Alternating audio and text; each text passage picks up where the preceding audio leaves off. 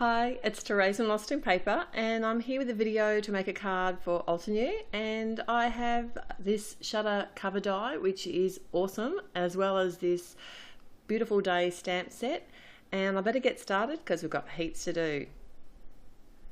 So I've got two pieces of cardstock here, and one's called Smoke and the other one Granite, and I want to be doing some inlaid die cutting, so I'm just going to run both these through my die cutting machine.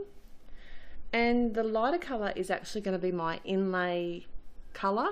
So what I'm going to do is just make sure that I keep all my pieces, and I'll just keep them in place in the back of the die until I'm ready to use them, and that way my jigsaw won't be quite as hard to do. So I've got a card, it's cut the same size as the die, and I've added some dry adhesive to the front of that, and then I'm using my Tombow Mono on the darker die cut because that's going to be the border color. And just to make sure that I don't lose any of those pieces, I have just added a little bit of extra liquid glue to my cardstock or card front.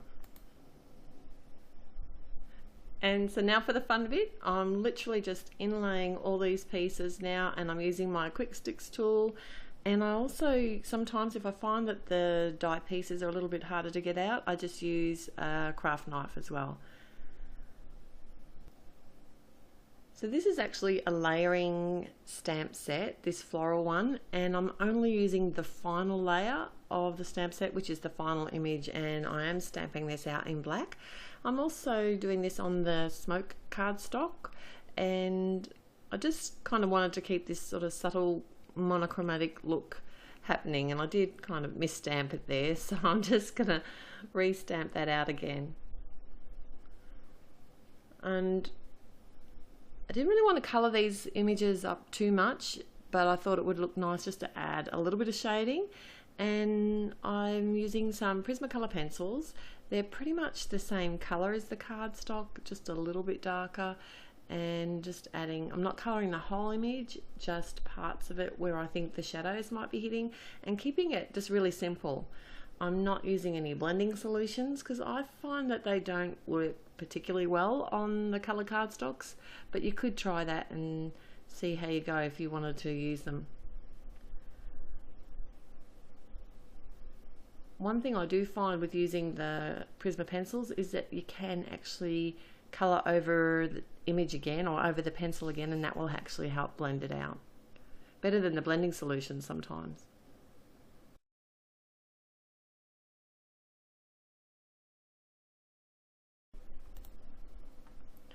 And then I just fussy cut this out, leaving a small border around the whole edge of the flower, and then I'm going to color the other flower in exactly the same. And I did decide to add some white highlights to the flower. It just helps sort of make them look a little bit, have a little bit more depth. And for my sentiment, I've got the superscript set, and I just love the fonts and all the sayings in this set, and I love the fact that it has a matching die set. And I've chosen the word celebrate because I thought this would make a really good wedding card, and I've got my jet black ink. And I decided to actually stamp this out on some white cardstock because I thought that would just help the whole sentiment be kind of the main focal point on this card, because the white will stand out against the other sort of monochromatic colours. And I just hold that die in place and then run it through my Big Shot, and it just cuts that word out perfectly. So the rest of the sentiment I also stamped from the same set on some white cardstock and then just cut that out.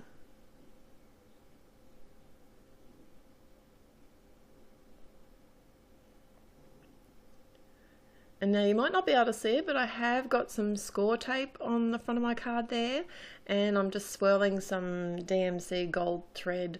And I've got to admit, this isn't the first time I did it. I had to edit this out. I just felt like I was swirling forever. But you do get there in the end. You'd think a messy nest would be easy to make, but no. It just looks too neat sometimes. So I did play with that for a little while. And then I just popped up my flowers with some double-sided foam tape. And I did decide to pop up my sentiment as well. I wasn't going to, I just thought it was getting a little bit lost in all that sort of grey brown colour. And to do this, I like to actually die cut my sentiment in some fun foam, leave the die cut in place, and then I can add my matte medium to the actual die cut. And I find it doesn't get so stretched, and that the die cut word will fit better. Does that make sense? Kind of. Anyway, so I just hold that in place for a few minutes with a block, and through the magic of video, it's all ready to go. And then I can just pop out my bits of foam from between the letters, and then add some tape and fun foam to the back of this and adhere this. I thought it'd look really good if I focused all my images and words on the sort of bottom portion of the card.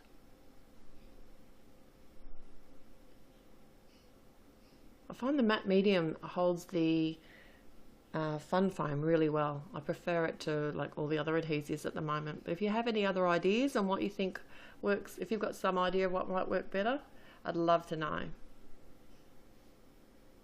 And I'll just adhere the rest of my sentiment using some double-sided tape and a little bit of fun foam there. So because this is going to be a wedding card, I thought that it did need a bit of sparkle and a little bit of added bling. So I've got some gold sequins. These are quite large. I really like them, and they're a really nice gold colour, and I've sort of chosen 3 of those, and then I decided to add some black sprinkles just for a little bit of contrast. Now to hold these in place, I just use my matte medium again, and whatever tools I have on hand. It might be my tweezers, sometimes it's a quick stick, sometimes it's my craft knife, whichever one is closest at the time. And that's pretty much my card for today. I hope you've had some fun. I know this is kind of a little bit different for me. It's lots of layers in today's card and lots of busy, but sometimes I just feel like creating a card that's like that. And it's just nice to push the limits and enjoy the supplies. So till next time, happy paper crafting. Bye.